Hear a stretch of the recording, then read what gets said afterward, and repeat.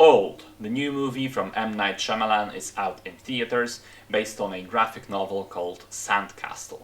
Now, Shyamalan is an interesting director for me because he very much has his own style and trademarks, but he's also incredibly hit and miss. On the one hand, he's responsible for movies like Sixth Sense, Unbreakable, and Signs, which I all consider to be fantastic. On the other hand, he's also made The Last Airbender, The Village, or The Happening. So it's always kind of a question with him, which M. Night will show up for the new movie? The short answer for Old is that it is a very, very, very good film, right up until the moment when it suddenly isn't anymore. And of course it has to do with Shyamalan's trademark plot twist slash big reveal in the third act, which in this particular case, unfortunately, pushes the film off a cliff in terms of quality.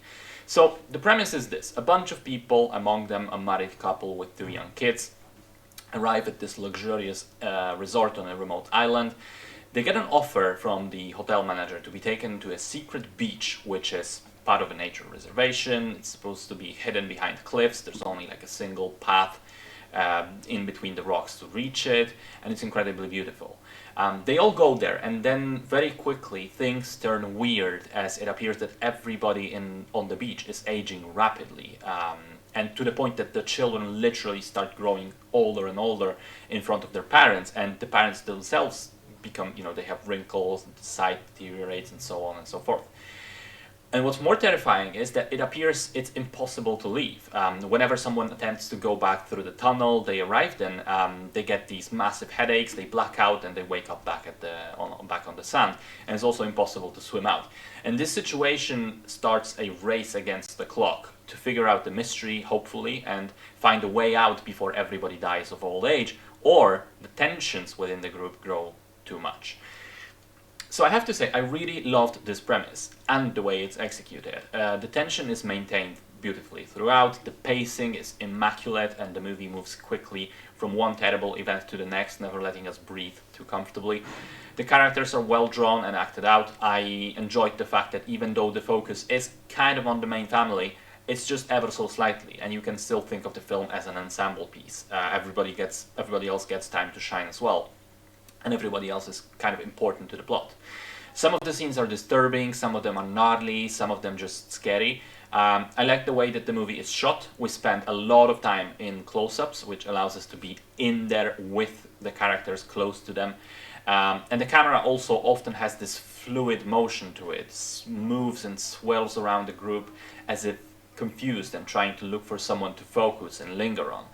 And on top of it all, you also have those, philosophical questions of accepting aging and the passage of time, and the question of enjoying the moment versus looking into the future all the time. All of that is pretty damn great and tight. And as the movie was going on, I was thinking to myself, wow, the good M. Night really is back. And then there's a moment in the film where I thought, well, this looks like the perfect moment to end the film on a completely ambiguous note without ever actually explaining the full mystery. And if it did end right now, I would be very upset about it for about 10 minutes, and then I would understand and I would respect and love the movie for that bold decision. But that's not what happens. What happens is Shyamalan insists on having his twist reveal moment and spends the final 15 minutes literally spelling everything out for the audience, explaining every single aspect of the mystery and resolving it completely. And first of all, as I already alluded to, that probably wasn't needed. Secondly, the explanation given is so damn stupid and nonsensical that I felt like someone just deflated me. All the excitement was suddenly gone in an instant, and I was just severely disappointed. Like, really? Is that what was going on? Really? And finally, what's perhaps most baffling about this decision is that I've read that in the original graphic novel, there isn't any explanatory ending. It ends pretty much exactly at that point where I thought it would need to end. And it leaves the whole thing shrouded in mystery still. Now, why would M. Night decide to ruin all of that by having an over-explained dumb reveal? I have no idea, but it ruins the film.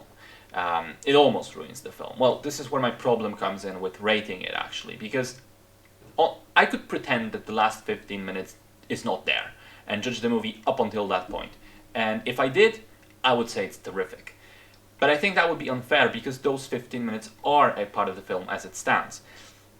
And then on the other hand, it would also be unfair to let them drag the movie down completely. So, and you know, forget how great it was before that. So I won't say it's fantastic, but I also won't say it's terrible, even though I could probably defend both of those extreme judgments.